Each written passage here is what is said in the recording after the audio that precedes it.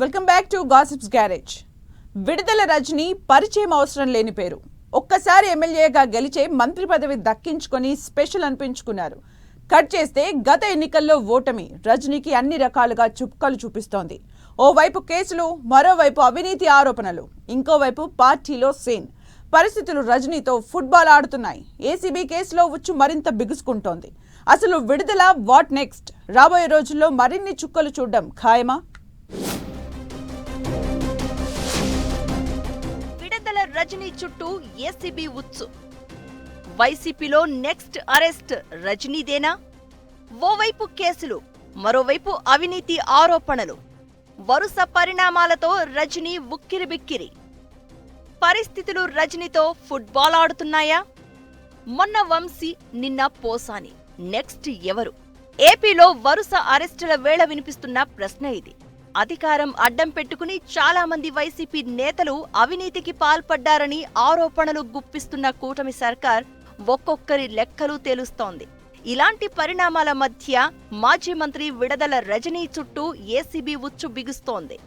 దీంతో త్వరలోనే ఆమె జైలుకు వెళ్లక తప్పదన్న వాదనలు వినిపిస్తున్నాయి.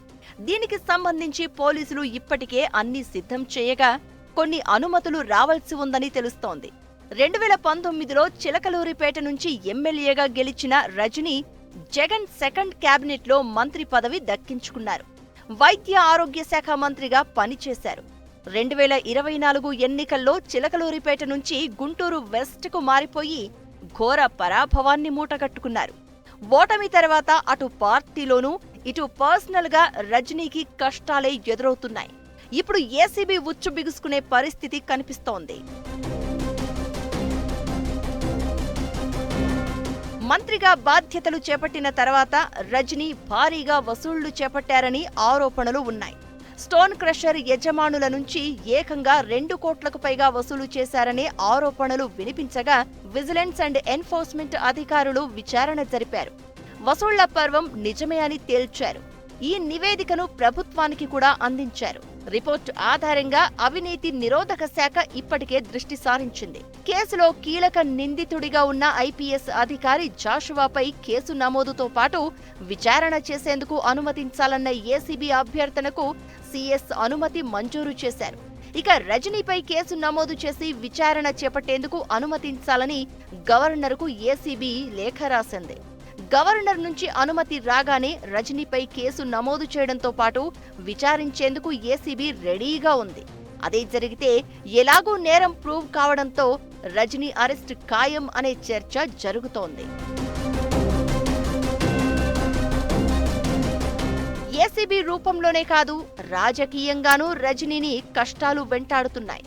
క్లియర్ గా చెప్పాలంటే పరిస్థితులు ఫుట్బాల్ ఆడేస్తున్నాయి ఆమెతో. గత ఎన్నికల్లో ఓటమి తర్వాత రజనీని చాలా వివాదాలు చుట్టుముట్టాయి. ఇసుక, కమిషన్లు, భూ అక్రమాల్లో రజనీ హస్తంపై చాలా ఫిర్యాదులు వస్తున్నాయి ఇప్పటికీ. ఓవైపు కూటమి, మరోవైపు అవినీతి ఆరోపణలు రజనీని ఉక్కిరిబిక్కిరి చేస్తున్నాయి. తనపై వస్తున్న ఆరోపణలను తిప్పికొట్టేందుకు రజనీ ఎప్పటికప్పుడు ప్రయత్నిస్తున్నారు.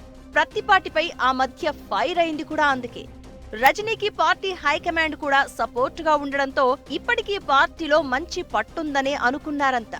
అయితే పార్టీలో ఆమెకు ఎలాంటి ప్రాధాన్యత పోస్టు లేదు.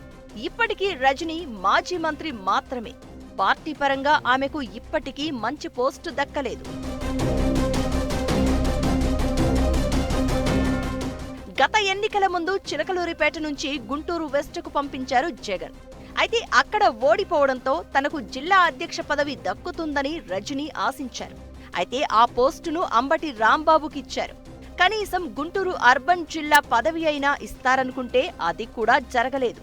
ఇక చిలకలూరిపేటలో అయినా పరిస్థితులు బాగున్నాయా అంటే అదీ లేదు. లోకల్ నాయకుడు ఎమ్మెల్సీ మర్రి రాజశేఖర్తో చిలకలూరిపేటలో విభేదాలు కొనసాగుతున్నాయి. రజనీ మళ్లీ చిలకలూరిపేటకు వస్తే తాను పార్టీని వీడేందుకు కూడా సిద్ధం అన్నట్లుగా రాజశేఖర్ తీరు కనిపిస్తోంది. చిలకలూరిపేటలో రజనీ మళ్లీ యాక్టివ్ కావడంతో జంపింగ్ దాదాపు ఫిక్స్ అయినట్లే అనే గుసగుసలు వినిపిస్తున్నాయి. జగన్కు సన్నిహితుడిగా రాజశేఖర్కు పేరు. అలాంటిది ఇప్పుడు అధినేత నిర్ణయం ఎలా ఉండబోతుందన్నది ఆసక్తి రేపుతోంది. ఇప్పుడు రజనీని బ్యాక్ టైం వెంటాడుతుందా అనిపిస్తోంది వరుస పరిణామాలు చూస్తుంటే.